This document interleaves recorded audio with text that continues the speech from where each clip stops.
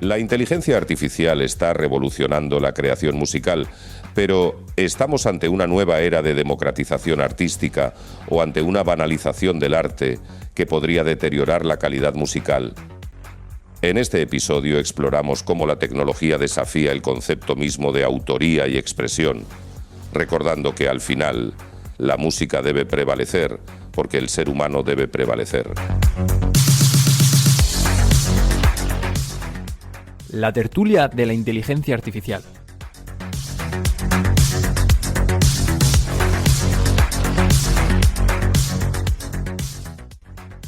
Ya falta menos para la singularidad. Bienvenidas, bienvenidos a la tertulia de la inteligencia artificial. Hoy me acompaña Íñigo Alcoz, bienvenido. Muchas gracias, un placer, como siempre. También está con nosotros Josu Gorostegui. Buenas tardes a todos, un placer estar aquí. Carlos Larriu. ¿Qué tal, Guille? Buenas tardes, un gusto pasarme otra vez por aquí. Y este que os habla, Guillermo Barbadillo. Íñigo, ¿de qué tema nos vas a hablar hoy? Muy bien, hoy traigo un artículo que ha sido publicado recientemente, en febrero de 2025, en la Revista Internacional de Estudios Vascos, en concreto es el número 69.2, y es un artículo que se comprende dentro de una serie que ha publicado esta revista que lleva como temática central Bellas Artes Científicas. Y es un artículo que traigo, entre otras razones, pues porque he sido autor y me parecía motivo para traer la tertulia. También han sido autores Leire Arbona y Esteban Andrés, que son personas que ya han participado en la tertulia, así que los que nos seguís ya les conoceréis. Por ejemplo, estuvieron hace poco en el programa de Identidad Digital y Biometría. Y también ha sido autor de este artículo Sergio Slava, que es un músico, historiador y pedagogo, y bueno, y también es amigo mío, que ahí es importante reseñar. Y me encanta todas las puntualizaciones que haces, porque siempre hay ahí un... sí, por esto, sí, pero es que... Es un amigo, además, ahora entenderéis, es amigo mío de la época de el conservatorio, del conservatorio de música. Él, bueno, es un músico tremendo, de hecho se dedica profesionalmente a la música, pero bueno, los dos tocábamos el saxofón, entonces bueno, tenemos la relación de muchos años atrás y hoy en día seguimos siendo amigos. Y esto es relevante porque el artículo se titula Música e inteligencia artificial, Requiem o Sinfonía.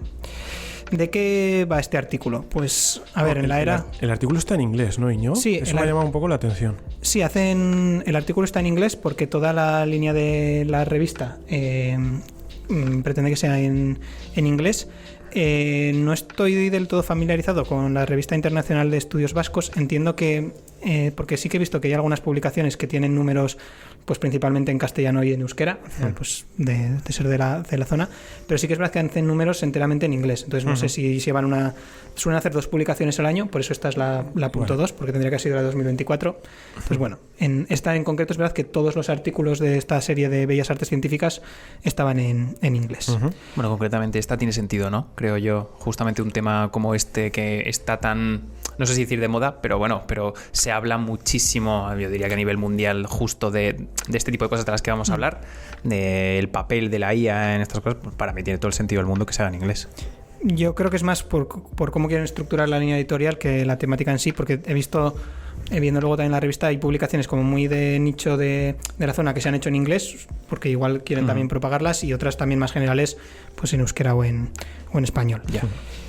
En concreto, pues como dices, Carlos, estamos en una época actual en la que la inteligencia artificial pues nos está conduciendo a la automatización de habilidades cognitivas pues que antes solo eran imaginables dentro de las capacidades de la inteligencia humana. Y esto, pues bueno, que en la generación sintética de arte pues está llegando también al campo de la composición musical, y está llegando también al gran público. Entonces, en este artículo nos preguntamos si el impacto de la inteligencia artificial en la música conducirá a una democratización de nuevas posibilidades de expresión artística, o si por el contrario resultará en una banalización que conduzca a una progresiva disminución de la calidad musical. Entonces, para abordar esta cuestión, en este artículo vamos tocando una serie de aspectos y hacemos un recorrido pues, por la dialéctica historia entre música y tecnología. Buscamos paralelismos en disciplinas que, pues, por ejemplo, el ajedrez han podido sufrir en el pasado procesos similares, y exploramos también la inseparabilidad entre el mérito y el resultado artístico y entre factores musicales y extramusicales. Luego también nos centramos en analizar el impacto reciente y actual de la algoritmia en la composición musical de vanguardia, Revisamos también el estatus legal y jurídico sobre la autoría musical, y luego también hacemos una serie de reflexiones éticas al respecto. Y bueno, anticipo ya la conclusión a la que llegamos en el artículo, y es pues que la música debe prevalecer porque el ser humano debe prevalecer. Entonces, si os parece, como el artículo se articula en 7 capítulos, había traído un repaso bastante breve sobre cada uno de ellos y que nos ayude a conocer la historia. Muy bien. Vale, el capítulo primero se titula Música y tecnología, una historia dialéctica, y en este nos centramos en repasar cómo ha sido la relación entre música y tecnología. Pues al final la IA es una forma de manifestación que la tecnología tiene hoy en día, pero la tecnología tiene una trayectoria con la música pues muy estrecha. Este es un capítulo que, si nuestros oyentes son aficionados a la musicología, yo creo que les va a gustar, porque ponemos muchos ejemplos de la historia de la música. Y en concreto quería resaltar 2 ideas que exponemos en este capítulo. En un primer lugar, ciertas dualidades que tiene la música y que creo que son relevantes. Por un lado, la dualidad que tiene como en su naturaleza por ser un fenómeno físico, al final pues son ondas sonoras, ¿no? La música, pero que ese mismo efecto puramente físico tiene un gran efecto en nuestros sentimientos humanos, ¿vale? Y eso nos llega también a otra dualidad, que es que la música se puede ver como una de las más altas expresiones artísticas a las que ha llegado el ser humano, pero que al mismo tiempo la música es inherente a la propia humanidad que la genera y la percibe. Entonces aquí no voy a citar todos los ejemplos que decía en este capítulo, pero sí que hay 2 que creo que pueden ilustrar bien, ¿no? Esa inseparabilidad entre música y humanidad. Pues por ejemplo, es bastante conocido en la época medieval cómo concebían un intervalo de tonos, que es verdad que es un intervalo de tonos muy poco natural para al oído humano, que es el conocido como tritono, o es el intervalo de cuarta aumentada o quinta disminuida, es equivalente. Por ejemplo, es el intervalo que se da entre la nota fa y la nota si. Entonces, ese intervalo, si lo escucha un oído humano, de forma natural se percibe como disonante, y no ha sido pues hasta el siglo XX, con la música de vanguardia, que ese intervalo se ha asimilado. ¿Qué pasaba en la época medieval? Que esto, que es una cuestión pues puramente musical, se llevaba hasta sus últimas consecuencias, y de hecho pues en la Iglesia Católica se consideraba este intervalo como le llamaban el diabolus in musica. Pensaban que era la representación musical del diablo, y estaba terminantemente ya no recomendado, sino prohibido. O sea, era una cuestión religiosa el uso de este intervalo, hasta el punto de que incluso la nota si, ya no solo el intervalo, la propia nota si, pues quedaba relegada al ostracismo de las composiciones musicales. Wow. Y luego, por poner otro ejemplo, también eso de cuestiones que no son musicales pero que afectan a la música, ya damos un salto importante en el tiempo, pero es bastante conocido la dedicatoria que hizo Beethoven de su tercera sinfonía, que es la sinfonía heroica, que en un primer momento se la dedicó a Napoleón, porque además Beethoven, que era alemán, estaba fascinado por el movimiento francés que había tenido en la Ilustración, y veía a Napoleón como el ejemplo más notable de la Ilustración. Pero claro, cuando Napoleón se autoproclama emperador y es un símbolo del absolutismo, pues Beethoven reniega y tacha la dedicatoria. Entonces, algo que no es musical, ¿no? Que es histórico y que es propio de la humanidad, pues nos ejemplifica bien que la música no se puede entender sin un contexto y sin una humanidad. Y luego, otra de las ideas fuertes de este capítulo, pues como decía, al final es un capítulo que se centra mucho en la relación entre música y tecnología, y cómo avances musicales hacen avanzar la tecnología y avances tecnológicos hacen avanzar la música. Ejemplos muy claros: los instrumentos musicales. Al final, un nuevo instrumento ofrece nuevas posibilidades de ejecución musical. Por citar 3 que creo que son bastante conocidos y diferentes épocas. El piano, uno de los instrumentos más famosos del mundo, es una abreviatura de pianoforte, y hace referencia a su nombre al avance tecnológico que supuso el piano, porque pianoforte es que puedes ejecutar tanto piano suave como fuerte, y eso antes en instrumentos no era. Antes estaba el clavicordio. Sí, el clave, eso, el tipo de clave, que eran unos órganos similares, pero la fuerza con la que ejecutabas. En cambio, el piano te permite tener muchos más matices y una mayor expresión. Lo entiendo. O sea, metes ahí el órgano ¿O no? ¿O el órgano No, sería independiente? El órgano además es un instrumento de viento, o sea, aunque tú lo ejecutes con un teclado, el piano lo que hace es percutir cuerdas, mientras que el órgano es un instrumento de viento. Para mí sería además otro ejemplo, ¿no? O sea, yo creo que hasta la revolución industrial casi, yo creo que el órgano era prácticamente la máquina más compleja que había. Bueno, me atrevería prácticamente a decirlo, y joder, para mí sería otro ejemplo clarísimo de... Sí, si cogéis cualquier instrumento, o sea, cualquier instrumento musical es tecnología, porque no es algo, o sea, puede ser desde muy burdo, ¿no? De coger un palo y darle algo y que suene, que por eso son los instrumentos de percusión, algunos de cuerda o las flautas, pues hay algunos que son interculturales, pero pues, en general cualquier instrumento es un avance tecnológico. Y otro que he elegido, pues al final es el instrumento que toco yo, pues es el saxofón, que además su nombre se refiere a su inventor, es muy claro. Adolf Sax lo inventó en mediados del siglo XIX y es un instrumento que se inventó un tío y que luego ha sido un instrumento pues muy popular y que, pues por ejemplo, ha hecho avanzar mucho el jazz, ¿no? como género concreto. Y luego otro también conocido es el theremin, que es uno de los primeros instrumentos electrónicos, que fue inventado por un físico ruso, Theremin, por eso su nombre. Y luego, bueno, que es un instrumento muy curioso porque es un instrumento que no se toca. O sea, tú directamente no intervienes con nada tan tangible, iba a decir nada físico, pero sí, manipulas las ondas sonoras que emite este dispositivo. Yo creo que la mayor referencia que tengo del theremin es de Big Bang Theory. Hay un capítulo en el que Sheldon Cooper se pone ahí a tocar el theremin. ¿Cuánto daño ha hecho esa serie? Vale, y luego nada, por cerrar un poco este capítulo, otro invento notable ha sido las partituras. Y aquí en la música pasa algo muy similar con la escritura y el conocimiento. Pues al final el poder plasmar de una forma escrita una notación musical pues hace avanzar el conocimiento, en este caso el conocimiento musical, y cuanto más avanzada son las capacidades de notación musical, también permite tener composiciones más avanzadas y viceversa. Eso se va retroalimentando. Vale, viendo un poco relación entre música y tecnología, pues en el segundo capítulo seguimos el camino del ajedrez. ¿Por qué? A priori puede parecer que el ajedrez y la música tienen diferencias muy importantes. Pensemos en la naturaleza, ¿no? La música es mucho más libre. Al final casi no tienes límites en la música. Tienes los límites de las frecuencias que el oído humano son capaces de percibir, la discretización que puedes hacer del tiempo, pero poco más. O sea, no hay... Es un lenguaje, ¿no? Es equivalente a un lenguaje. Sí, yo te diría que un lenguaje tiene unas reglas mucho más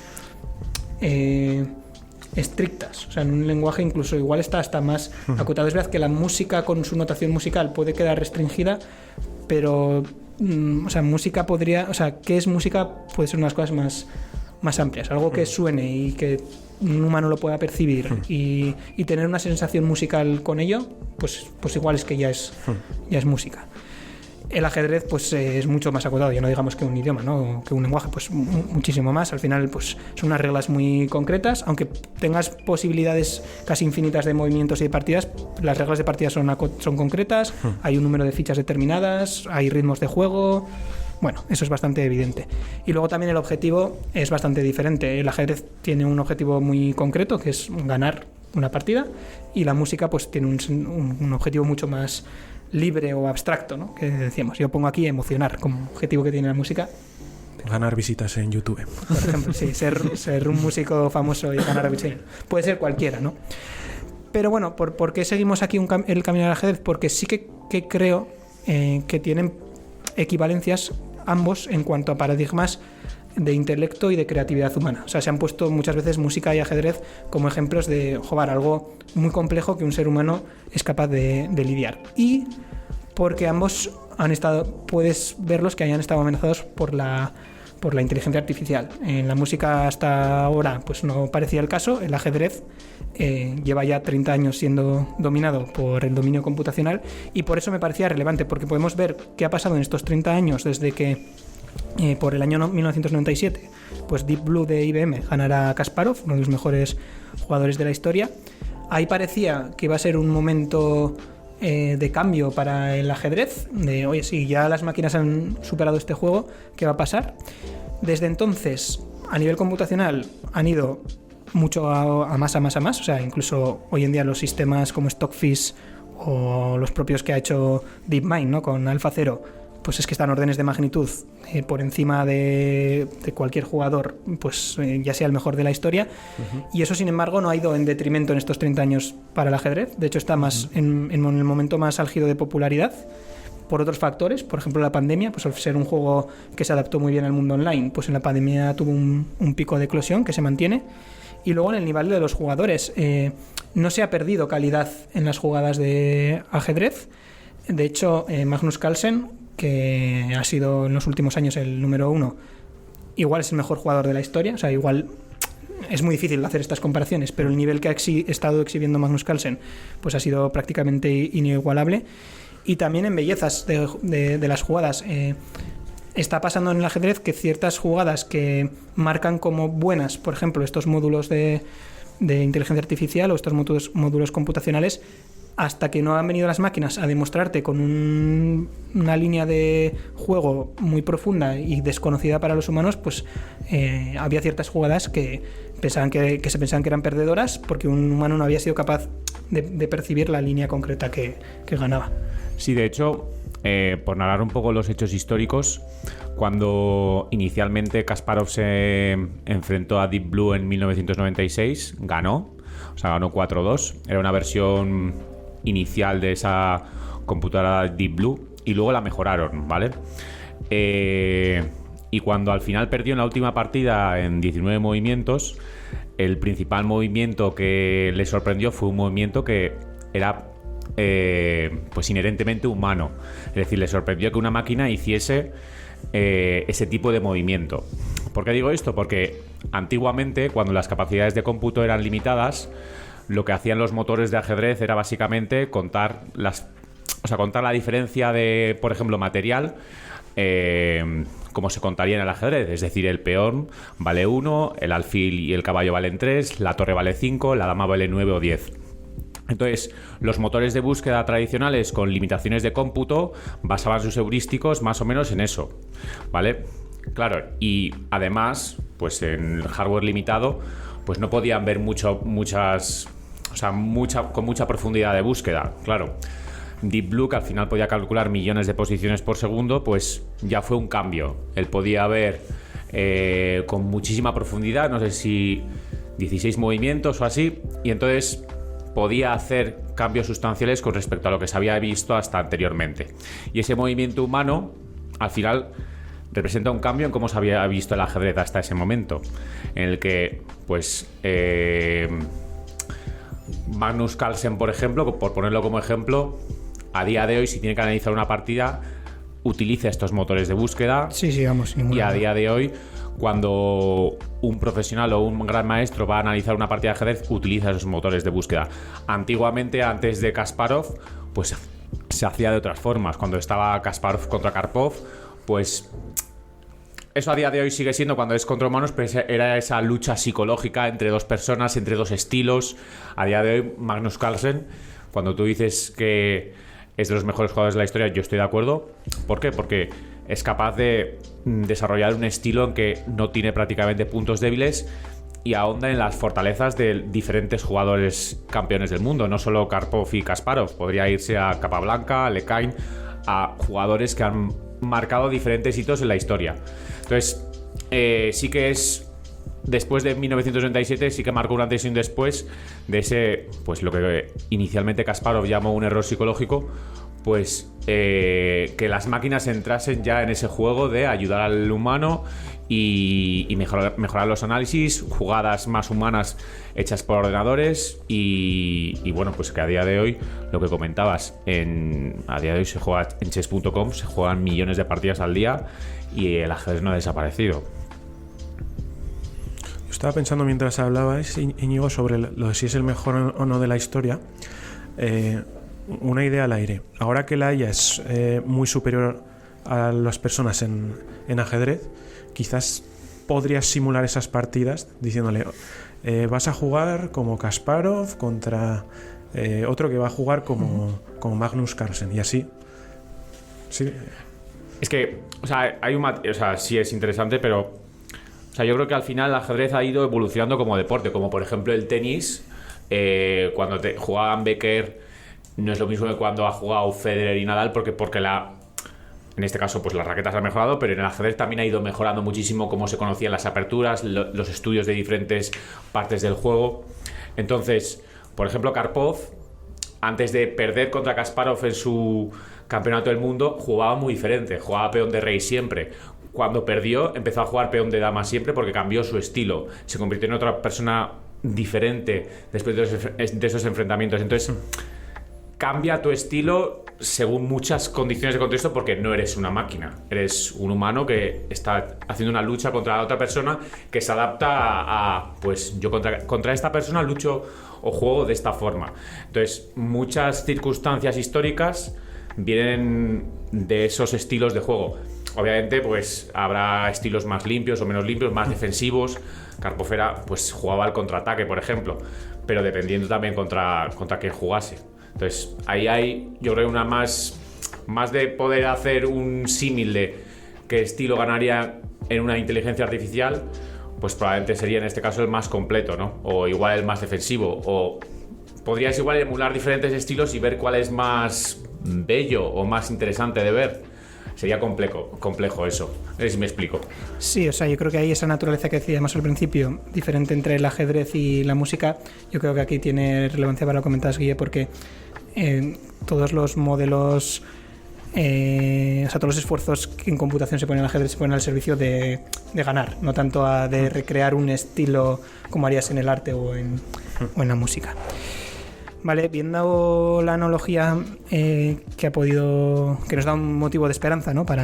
para enfrentarnos a la música con respecto a lo que pasa del ajedrez, pues pasamos al capítulo 3, en el cual ya empezamos a centrarnos en la música hecha por inteligencia artificial. Tomamos como punto de partida algo que ya hemos mencionado muchas veces en la tertulia, que es el cambio de paradigma de revolución industrial que está teniendo la actual, en el cual es una revolución industrial que está automatizando las tareas cognitivas, algo que hasta ahora no había pasado.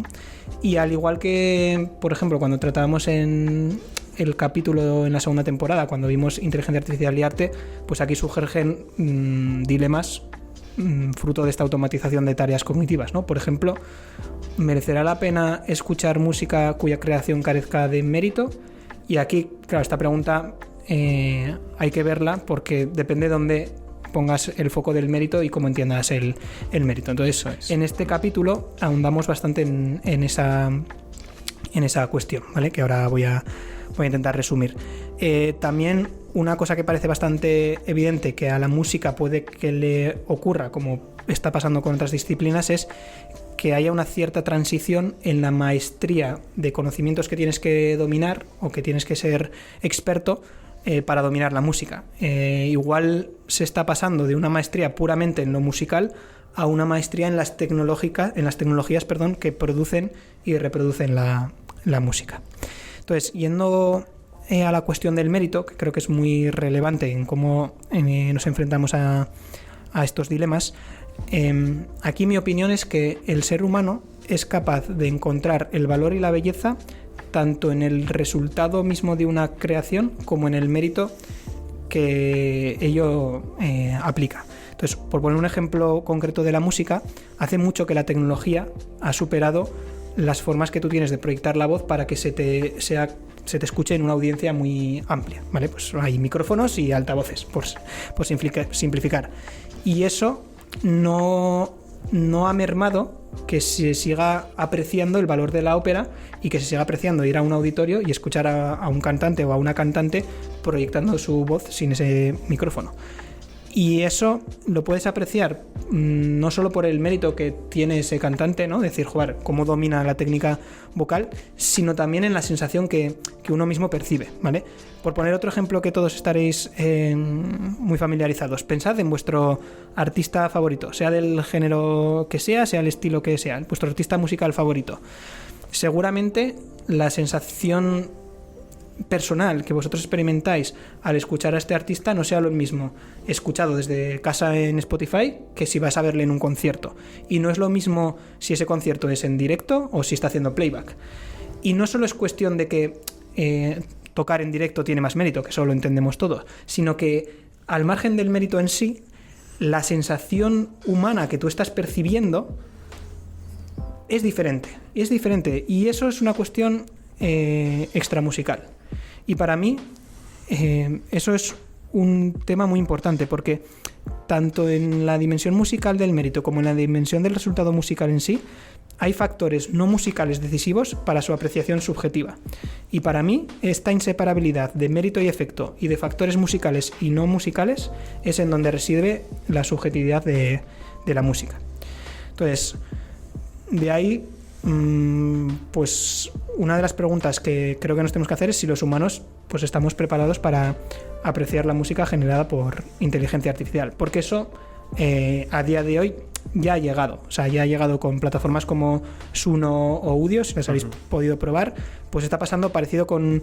Van como unos pasitos, yo creo, por detrás de los hitos que se están consiguiendo, por ejemplo, en la generación de imágenes, pero está siguiendo un camino parecido, ¿no? Empiezan con unos resultados que dices, bueno, tiene su gracia, cada vez van mejorando, y eso en lo que es puramente producción musical, en lo que es producción musical en el sentido de hacer música, ¿no? Pero todo lo que tenga que ver de arreglos musicales, cambios de tonos, orquestación, o sea, todo lo que tiene que ver con la técnica de la producción, en el sentido de edición musical, eso ya lleva tiempo en el cual es, pues, implementar herramientas de inteligencia artificial pues está ayudando. Ya ha habido casos, ¿no?, en los que se ha intentado hacer obras completamente sintéticas, yo que sé, imitando a Bad Bunny y haciendo una pieza musical 100% artificial, y a la gente le ha gustado.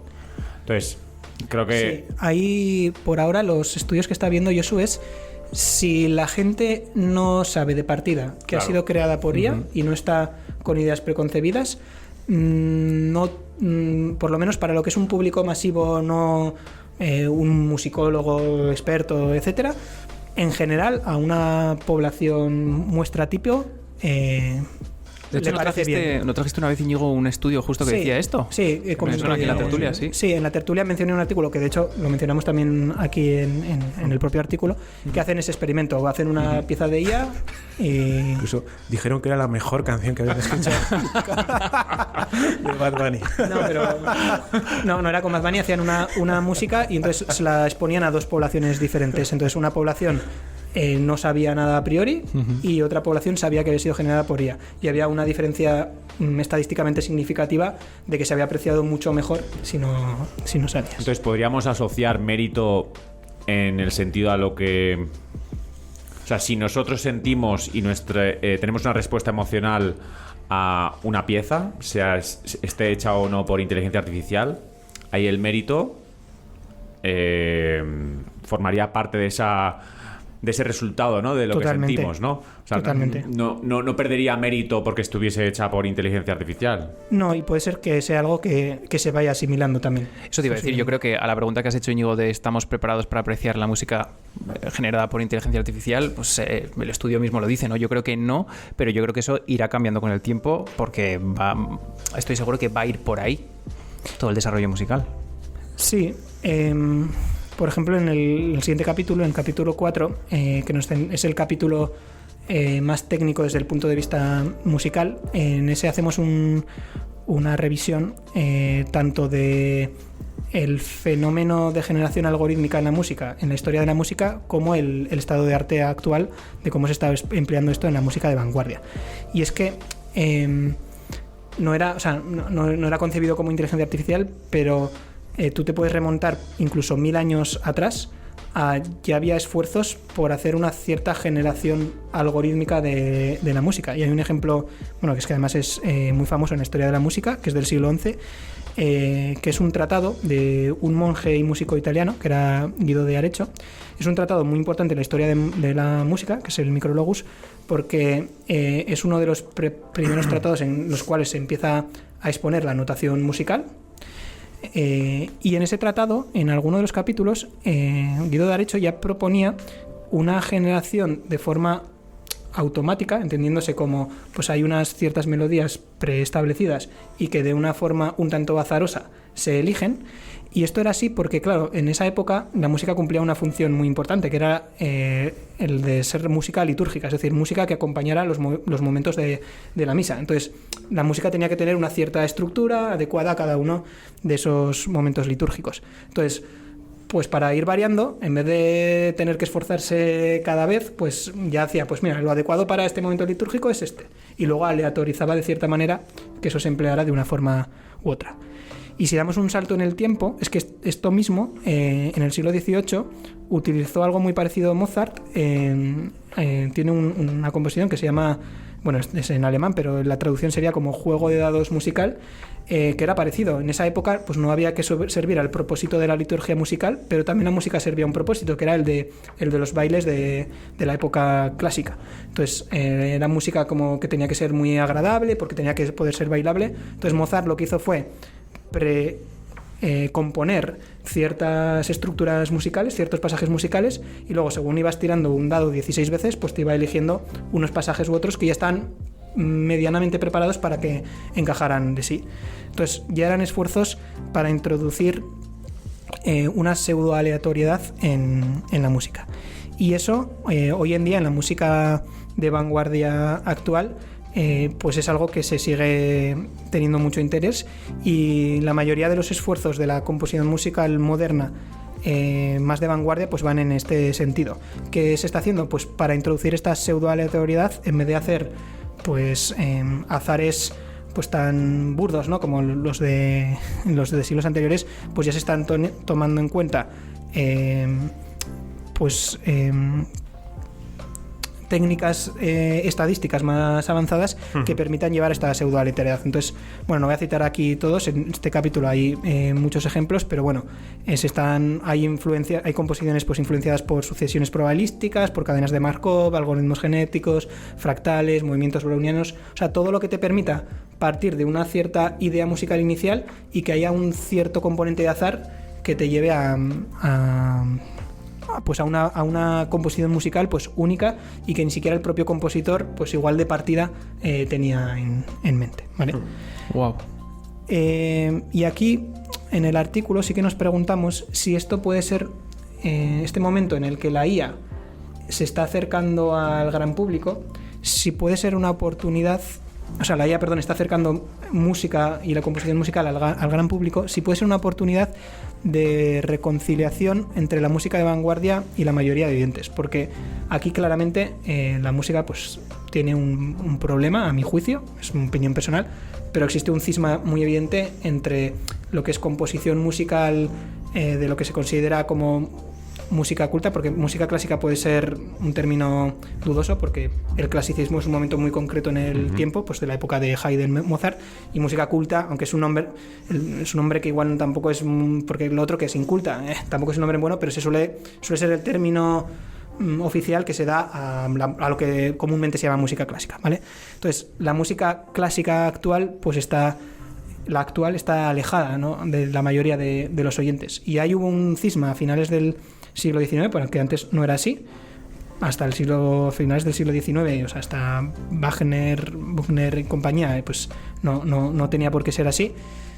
Y bueno, en el artículo indagamos un poco sobre pues qué razones han podido llevar a eso, y pues planteamos que esta puede ser una de las oportunidades también de la IA, que lleva a reconciliar pues cosas muy chulas que se están haciendo en la música de vanguardia y que son hasta desconocidas por el gran público, y que pues las audiencias que tienen pues son bajas. Pero no veo, Íñigo, ¿cómo conectas? O sea, he entendido un poco bien esa separación de la que hablas, pero no entiendo bien por qué dices que la IA puede servir como unión para eso. Porque al final, si puedes acercarlo a una mayor población, igual, o sea, si puedes acercar la música como música, tal, sí, la composición simplemente musical, la composición. Sí, y el poder familiarizarte y viceversa, y poder no solo al público respecto a esa música, sino a esos compositores de vanguardia, y yo creo que sobre todo ese es el mensaje a dar. Vale. A esos músicos de vanguardia les puedes estar dando una serie de herramientas que puedan conectar más con un gran público. Ya. Y que puedas nutrirlo, y que en vez de sentirse como una amenaza de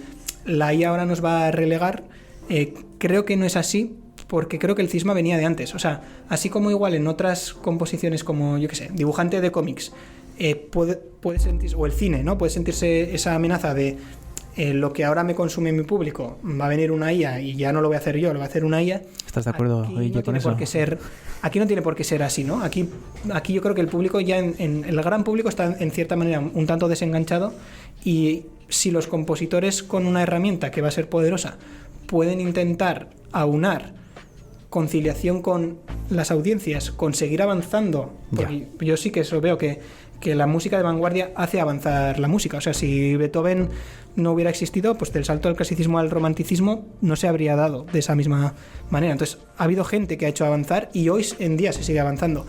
Pero ¿no opinas que son cosas diferentes? Es decir, o sea, por un lado está el problema que comentas, pero a día de hoy, al menos tal y como yo lo veo, la música clásica, el equivalente como tal de esa música orquestal sinfónica que componía Beethoven, yo creo que tendría su lugar o su nicho en bandas sonoras y no, o sea, esos artistas, ¿no? No lo vería tanto así. O sea, sobre todo es en que a veces en la música hay que dar como unos ciertos saltos. Por ejemplo, lo que decíamos antes del tritono.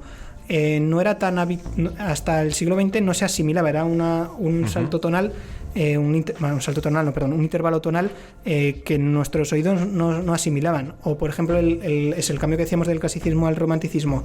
En ese momento fue transgresor, o sea, la apuesta de Beethoven con sus últimas sinfonías supone un reto. Entonces hay un ejercicio de estresar los límites, eso es como en cualquier arte, ¿no? De ser transgresor, y al ser transgresor te estás dejando atrás cierta apreciación de pues lo que hasta ahora se concibe como el arte más clásica. Sí. Y ese ser transgresor, en un momento dado, pues, en mi juicio, final del siglo XIX, principio del siglo XX, se pasó de tuerca, y en la transición que acabó habiendo del jazz al rock, ahí hubo un camino en el cual, pues del jazz al rock, del rock al pop, y del pop a la música actual, que eso ha sido la música dominante en la música que se escucha, y la música de vanguardia que avanzaba esa música, que hasta ese momento iba teniendo un tira y afloja con esos movimientos de vanguardia, pues es que ha quedado ahora relegada al ostracismo. Entonces, ya, vale. Yo hacía un símil diferente, estaba haciendo yo. Sí. Yo iba más por el hecho de que la popularización de... O sea, si a día de hoy tuviese que existir o estuviese viviendo una persona, un Beethoven de turno, y tuviese que componer música clásica por remuneración, por prestigio, por X, sería el John Williams que compondría la banda sonora de Star Wars, probablemente, o al menos lo que me dice el pie del cuerpo sería eso. Sí, puede que esté haciendo eso. Al final, en la época pues de la gente clásica, pues Haydn pues estaba al servicio de un señor, claro, ¿no? que quería composiciones musicales y y le tenía ahí. Por eso pues, Haydn hizo cientos de sinfonías, pues porque le pagaban por ello. Sí, puede ser, pero también yo creo que no solo estaría haciendo bandas sonoras, sino también estaría haciendo composiciones musicales que avanzaran todavía más. Sí, eso estoy de acuerdo, sí. Por aclarar, cuando tú hablas de música de vanguardia, es música tonal y esas canciones que suenan muy raro. Sí. Sí. En las noches de Ortega hay unos cuantos programas sobre ese tema que son bastante graciosos. Sí, a ver, que es una cosa, yo por ejemplo, siendo sincero, es algo que no le veía ningún valor desde fuera, o sea, porque yo decía, ¿quién escucha esto? Hasta que en el conservatorio, en análisis musical, tuvimos un trimestre que era analizar eso, sí. Y lo que hay por detrás, o sea, el ejercicio intelectual que eso tiene es una pasada, o sea, es más, si te gustan, yo que sé, las matemáticas o ese tipo, son todos juegos lógicos, juegos de inteligencia súper avanzados, pero que que están súper chulos y hacen avanzar, lo que digo, la vanguardia de la música, pero que no se han sabido traducir en que eso se esté asimilando, ni siquiera, o sea, ya han pasado suficientes años, 100 años vista, no se está asimilando esa música de vanguardia, ni siquiera de la del comienzo del siglo XX. Entonces, yo ahí veo un salto que no lo sé, pero bueno, ahí a los músicos de vanguardia, pues tiro un poco el guante, a ver si lo recogen, de que igual la IA, más que una amenaza, pues pueda suponer una oportunidad. También un poco en liza de, o sea, algunas cosas que yo pensaba, Guille, es un poco lo que decías antes de imitar un determinado estilo en el ajedrez. Claro, una persona no, es muy difícil que haga el ejercicio de imagínate una composición musical como si no hubieras tenido nunca una influencia de la música de Mozart. Eso es muy difícil como humano olvidarte, es como lo de piensa en un elefante y ahora no pienses en el elefante, ¿no? En cambio, eso una IA pues puede hacerlo, o sea, le puedes decir ahora hazme una composición como si no hubiera existido Mozart, a ver qué resulta de ahí, ¿no? Entonces, bueno, ahí veo un poco el reto. Vale, nada, por ir avanzando, como nos hemos enfangado bastante en estos capítulos, en los siguientes voy a pasar rápido. En el capítulo 5 hacemos un repaso a la situación jurídica. Aquí, pues, por resaltar una idea sobre todas, creo que lo interesante ahora con la IA es que se está interrumpiendo el tiempo de la creación musical. Ahí hay una interrupción desde el diseño del algoritmo musical a su aplicación. Esto antes, en la reproducción, ya pasaba. Pensad, por ejemplo, en una partitura, pero era en la reproducción, no en la composición. Es decir, un músico componía la obra, ya estaba compuesta, la plasmaba en una partitura y había una interrupción hasta que se interpretaba por alguien, pues, que interpretaba esa partitura y le tocaba. Ahora, con la IA, por ejemplo, o con la creación algorítmica de música, se interrumpe no solo la reproducción, sino la creación. Tú diseñas un algoritmo o diseñas una IA y hasta que no es un usuario, pues por ejemplo, usando la plataforma Suno, pues no está realmente haciendo esa creación, ¿vale? Y esto pues es muy relevante desde el punto de vista jurídico, porque ¿quién es el verdadero compositor? ¿Es quien ha diseñado el algoritmo, quien lo ha disponibilizado, el usuario de turno que lo ha aplicado con un prompt determinado, o el compositor en cuya obra puede que el sistema de inteligencia artificial aprendiera en algún momento la influencia? Vale, pues pasa un poco como con las imágenes, ¿no? Igual. O sea, el problema del copyright, igual que en las imágenes, pues a día de hoy pues está sin resolver. ¿Y tenéis una opinión clara al respecto? Yo la verdad no lo veo. O sea, yo sin tenerlo muy claro, yo es que me inclino a pensar que ahí, joder, pues el autor final es la persona que está utilizando ese algoritmo, ¿no? Por lo menos mi cabeza se inclina hacia pensar eso. Yo lo pienso y digo, o sea, entiendo la cierta preocupación que hay, ¿no? Claro, pero ese algoritmo al final se ha nutrido de un montonazo de obras que han sido creadas por compositores con nombre y apellido, y sin esas obras el algoritmo no habría sido posible, ¿no? Pero también lo pienso, no sé, me corregís si me equivoco, pero yo también creo que los algoritmos de ajedrez de los que hemos hablado antes también se habrán nutrido de millones de partidas que hayan podido producirse hasta ahora, y tampoco veo gente quejarse de oye, pues joder, a Kasparov, a no sé quién, claro, pues como ha visto esto, no le veo quejarse a nadie de que... A ver, no necesariamente. Por ejemplo, Alpha 0, el 0 es de que empieza desde no saber nada y jugando consigo mismo consigue llevar a nivel sobrehumano. Ya. Pues no sé. Pero... O sea, yo te digo que no tengo claro porque estaba pensando a ver si se me ocurre algún ejemplo, pero bueno, al que al vuelo no se me ocurre, pero bueno, seguro que a cualquiera se os ocurren ejemplos que puedan surgir, que es... ha habido muchos casos de, imagínate, una canción compuesta por alguien que casi no había tenido repercusión, que luego llega otro artista, le hace una cierta adaptación y eso acaba siendo un gran hit, incluso ya no solo porque lo escuche más gente, sino que igual es que tiene hasta más calidad musical. Entonces, vale, pues igual dirías, el compositor es el primero. Pues puede que sí, pero también, o sea, también hay un mérito, no sé si la palabra es mérito, o sea, hay un mérito compositivo en esa pura adaptación. Y igual es más el salto que dio de una versión inicial a la final que el salto de cero a la inicial. Entonces, si tengo ese dilema, incluso sin meter la IA de por medio, pues metiendo la IA de por medio, no lo tengo claro, la verdad. Yo creo que no lo tiene nadie claro, por eso no hay una jurisprudencia clara al respecto. Vale, el penúltimo capítulo es en el que reflexionamos sobre temas de ética. Aquí no voy a incidir mucho porque son cuestiones no tanto de ética musical como de ética aplicada a la IA, y yo creo que pues si nuestros oyentes nos han seguido en muchos de los capítulos que hemos ido haciendo, o por citar solo uno, el de identidad digital y biometría que antes comentábamos, pues ese tipo de reflexiones que en la tertulia pues nos podéis seguir, pues se plasman aquí en el artículo, ¿vale? Y ya para terminar con el artículo, pues el último capítulo, que se titula El ser humano prevalecerá, la música prevalecerá, pues cuenta una pequeña historia a modo de conclusión, que igual conocéis porque es una historia real, que es la historia del día en que la música murió, que es el 3 de febrero de 1959.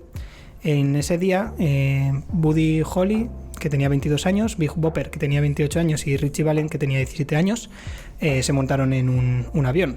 Yo creo que la mayoría de oyentes conocerán a estas tres personas, sobre todo Buddy Holly, pues es un un compositor de rock muy conocido, tiene muchas canciones muy, muy conocidas, uno de los primeros impulsores del rock, o Richie Valens. La canción de La Bamba que todo el mundo conoce, pues esa canción de La Bamba es la versión que hizo Richie Valens, y que además es, cuando se suelen considerar las mejores canciones de rock, la única que aparece cantada en español, pues es esta.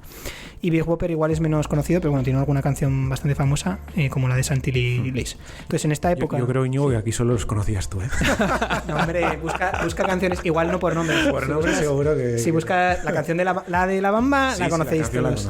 Yo, de hecho, cuando has empezado a decir la historia pensaba que era inventada. He visto esos nombres y he dicho, eso no es verdad. Busca a Buddy Holly en Spotify y conoces casi todas sus canciones. Bueno, en realidad, o sea, son personas importantes porque son tres de los principales impulsores del rock and roll temprano. Y entonces estaban haciendo una gira común por los Estados Unidos, y ese día, el 3 de febrero de 1959, como decía, se montan en un avión privado porque están haciendo la gira, y ese día el avión pues se estrella en un campo de cereal ahí en Iowa. Y estos tres jóvenes, que ya digo, es que Richie tenía 17 años, los otros 22 y 28, tres jóvenes llenos de vitalidad, tres jóvenes que están haciendo música que hoy incluso hoy en día sigue emocionando a un montón de gente, no a vosotros tres, pero a un montón de gente sigue emocionando, y ese día se conoce como el día que murió la música. Entonces, ¿por qué cuento esta historia? Porque una metáfora como la muerte de la música no se está refiriendo a ninguna desgracia musical, como podría ser pues muerte de la música, pues la desaparición de una tonalidad, o la decadencia de un género, o la pérdida de calidad según los expertos de la música clásica. No se refiere a nada de eso, sino el día que murió la música se refiere a una desgracia humana. Y por eso creo que ese factor de inherencia de humanidad a la música hace que el ser humano prevalezca. Y luego porque incluso con su muerte la música inspira más música. Y es que el día que murió la música, ese título, ¿no? El día que murió la música, fue bautizado por Don McLean en una balada que ahora me diréis que tampoco la conocéis, pero sí, espero que sí, que es la de American Pie. ¿Eso no era una película? Deja de sabotearme. No tiene nada que ver con American Pie la película, menos mal. Y joder, esto es súper solemne, es una historia preciosa. Perdóname, me callo. Me estás saboteando, bueno, no pasa nada. Pero bueno, la canción, si no la conocéis, merece mucho la pena, es chulísima, y la letra está muy guay y cuenta esta historia, esta historia del 3 de febrero de 1959.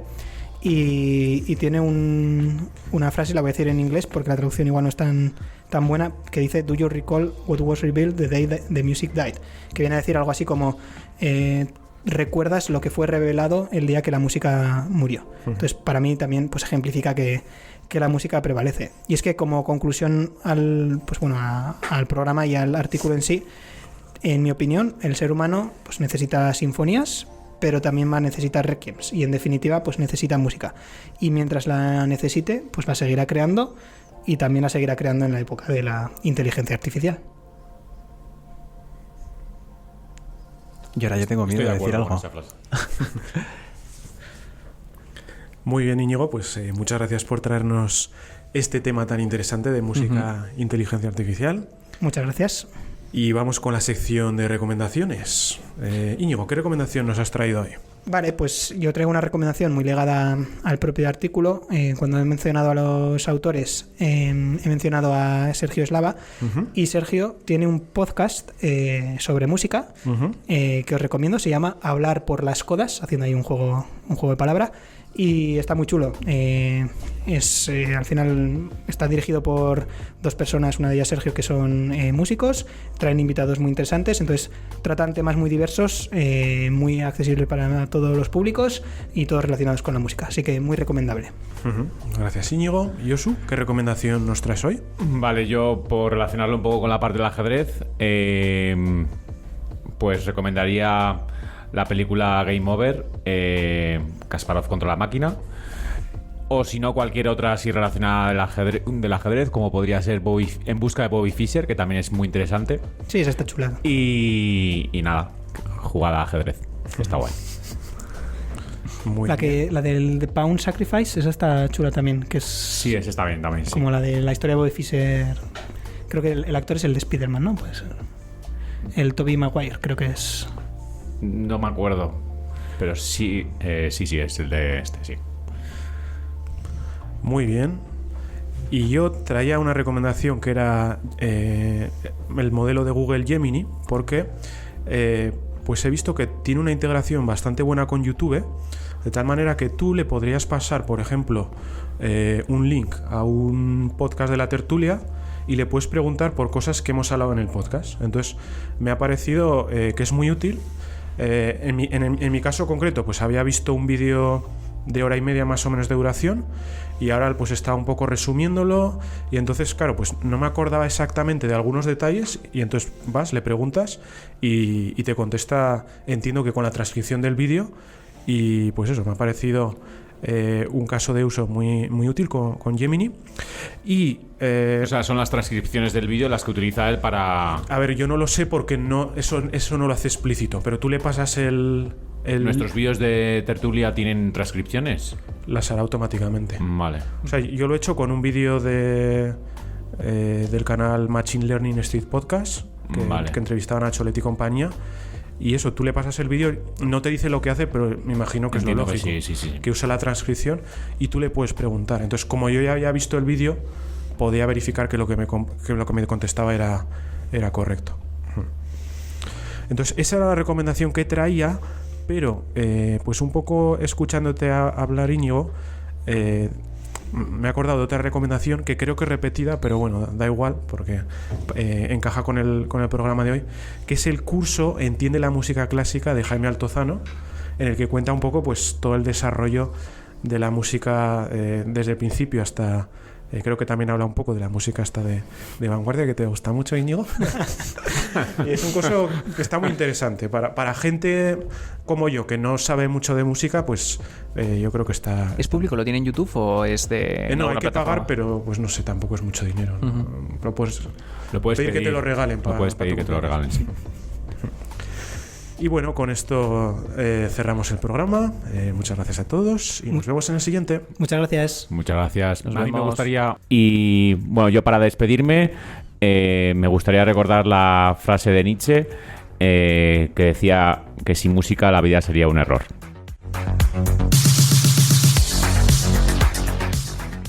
La tertulia de la inteligencia artificial.